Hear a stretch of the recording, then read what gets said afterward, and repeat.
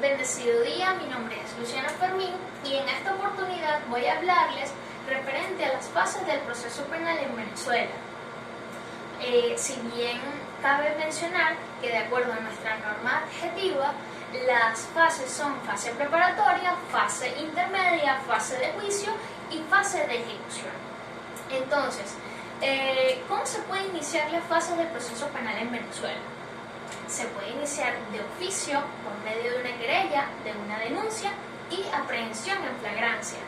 Entonces, ya introduciendo el tema, que es la fase preparatoria, que es la primera, el Ministerio Público es el eje de este proceso, junto a los órganos auxiliares, que en este caso son los encargados de recabar todos los elementos de convicción necesarios para fundar esas acusaciones, para esclarecer los hechos.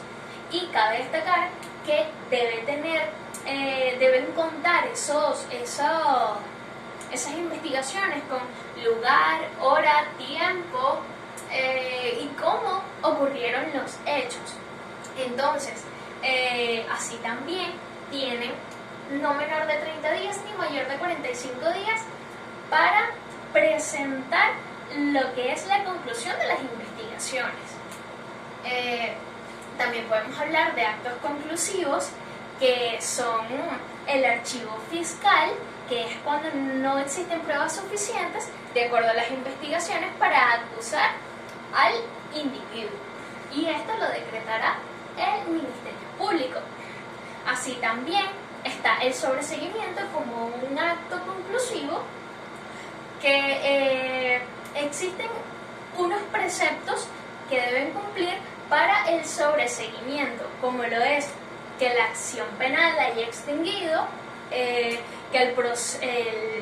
el hecho imputado sea atípico y que el hecho no se le pueda atribuir a la persona. Entonces, ya hablado esto, está la acusación, que es la que determina si hay suficientes elementos para llevar a juicio al imputado. Entonces, esta acusación debe contar con datos claros, el relato de los hechos, fundamentos y preceptos en los que se basa la Fiscalía para acusar al sujeto. Y esta acusación da lugar a la fase intermedia.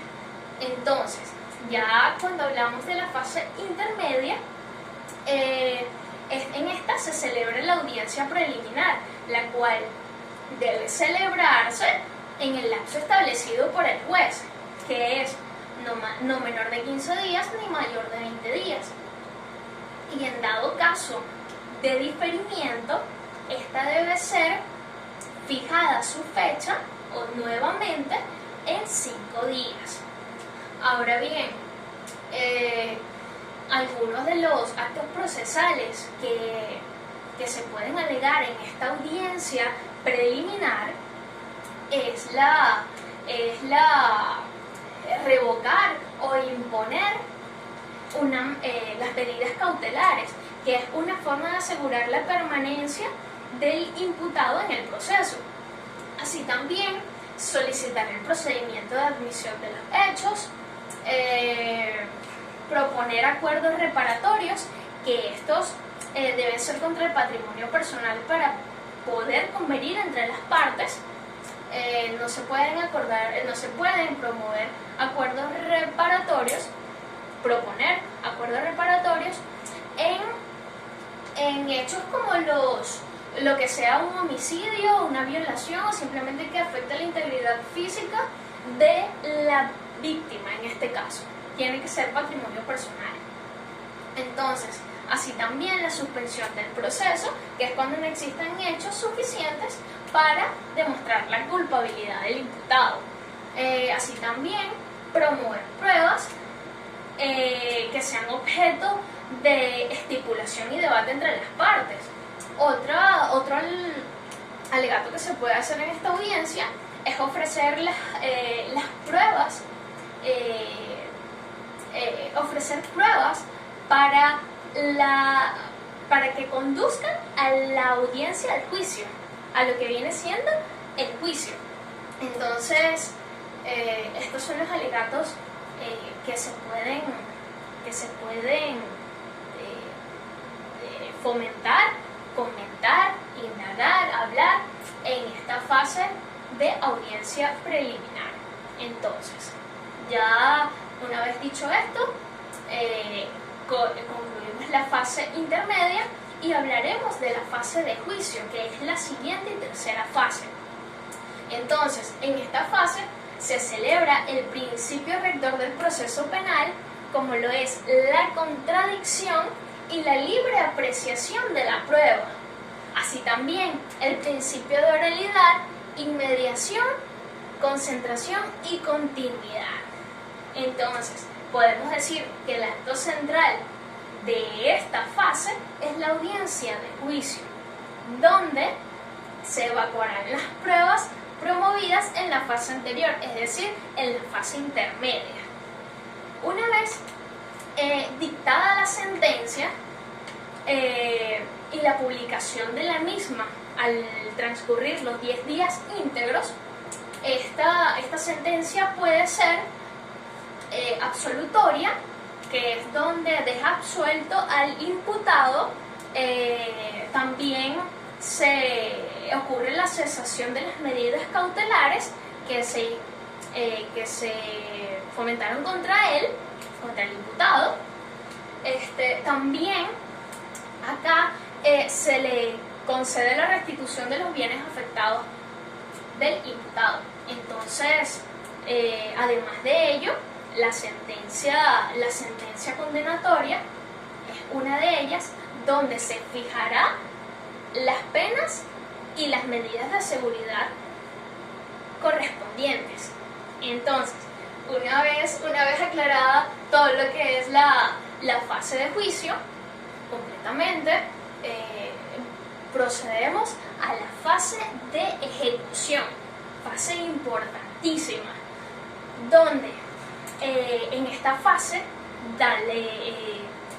esta fase tiene lugar cuando es publicada la sentencia y se cumple íntegramente los 10 días. Posteriormente viene la fase de ejecución, donde se llevará a cabo el cumplimiento práctico de las disposiciones de la sentencia decretada, sentencia firme y factible de ejecución. Entonces, ¿qué se hace acá?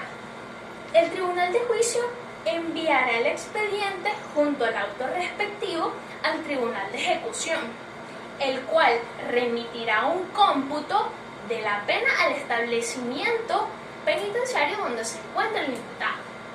Si éste no estuviera en el recinto penitenciario, no estuviese recluido, se dictará la aprehensión inmediata y la reclusión inmediata del imputado para ser condenado. Y si éste estuviera ya condenado, como antes lo mencioné, se le descontará de la pena todo el tiempo que estuvo en el recinto durante el proceso. Así también, otra de las cosas que puede, de las acciones, de lo que puede pasar en la fase de ejecución, es el indulto, que lo otorga exclusivamente el presidente de la República. Exclusivamente el presidente de la República. Y puede perdonar la pena, tanto la mitad o en su totalidad. Entonces, una vez ya el juez de ejecución notificará al Ministerio Público de todo lo antes mencionado, una vez que se haya cumplido y ejecutado la sentencia. Muchísimas gracias, espero sea de provecho esta información y nos vemos en un próximo video. Muchas gracias.